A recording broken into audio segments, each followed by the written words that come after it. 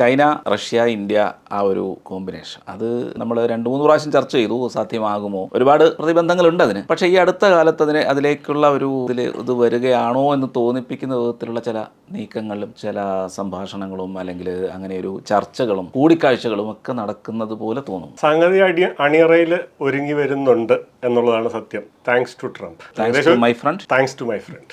ഈ അടുത്ത കാലത്ത് ലാരി ജോൺസൺ എന്ന് പറഞ്ഞിട്ട് ഒരു CIA ഒഫീഷ്യൽ ഒരു വെളിപ്പെടുത്തൽ നടത്തിയായിരുന്നു. അതിനെ കോംപ്ലിമെന്റ് ചെയ്തുകൊണ്ട് തന്നെയാണ് നേരത്തെ രാഹുൽ സിംഗ് എന്ന് പറഞ്ഞിട്ട് ഒരു ലഫ്റ്റനന്റ് കേണലിന്റെ ഒരു പത്രസമ്മേളനം ഉണ്ടായിരുന്നു. അദ്ദേഹം അതിൻ്റെ അത് പറയുന്നത് 3 രാജ്യങ്ങൾ പാകിസ്ഥാൻ ഉൾപ്പെടാതെ 3 രാജ്യങ്ങൾ എന്ന് പറഞ്ഞിട്ടാണ് തുടങ്ങുന്നത്. പക്ഷെ അങ്ങനെ 2 രാജ്യങ്ങളുടെ കാര്യമേ പറയുന്നുള്ളൂ. ഒന്ന് ചൈന, ഒന്ന് ടർക്കി. ഓപ്പറേഷൻ സിന്ദൂറിന്റെ അകത്ത് പാകിസ്ഥാനെ സഹായിച്ച 3ാമത്തെ രാജ്യത്തിന്റെ പേര് അദ്ദേഹം പറയുന്നില്ല. ആർക്ക് വേണേൽ പോയി നോക്കാവുന്ന കാര്യമാണ്. ലാരി ജോൺസൺ പറയുന്നത് എന്താണെന്ന് വെച്ച് കഴിഞ്ഞാൽ പെഹൽഗാം ഭീകരാക്രമണത്തിന്റെ അകത്ത് അമേരിക്കയുടെയും ഒരു കൈയുണ്ട്. അമേരിക്ക അതിന്റെ അകത്ത് അങ്ങനെ ഒരു സംഗതി നടക്കണമെന്ന് വിചാരിച്ചിട്ടുണ്ടായിരുന്നു. കാരണം എന്താണെന്ന് ചോദിച്ചു കഴിഞ്ഞാൽ BRICS, Brazil, Russia, India, China, Saudi Arabia, South Africa, അങ്ങനെ എല്ലാവരും ഉണ്ടല്ലോ. അതിന്റെ അകത്ത് നിന്ന് ഒരു വിടവുണ്ടാക്കുക എന്നുള്ള ഒരു ലൈനിലായിരുന്നു. പക്ഷെ സംഭവിച്ചത് എന്താണെന്ന് വെച്ച് കഴിഞ്ഞാൽ ചൈനയും പാകിസ്ഥാനുമായിട്ട് തെറ്റുന്നു. ശരിക്കും പറഞ്ഞു കഴിഞ്ഞാൽ ബ്രിക്സിന്റെ അകത്ത് ഡിവൈഡ് ഉണ്ടാക്കാനായിട്ടാണ് പെഹൽഗാം അറ്റാക്കിന്റെ അകത്ത് അമേരിക്കയ്ക്ക് ഒരു ഇൻട്രസ്റ്റ് ഉണ്ടായിരുന്നു എന്നുണ്ടെന്നുണ്ടെങ്കിൽ സംഭവിച്ചത് ചൈനയും പാകിസ്ഥാനുമായിട്ട് തെറ്റുകയും ചൈനയും ഇന്ത്യയും തമ്മിൽ ചെറിയൊരടുപ്പം എവിടെയോ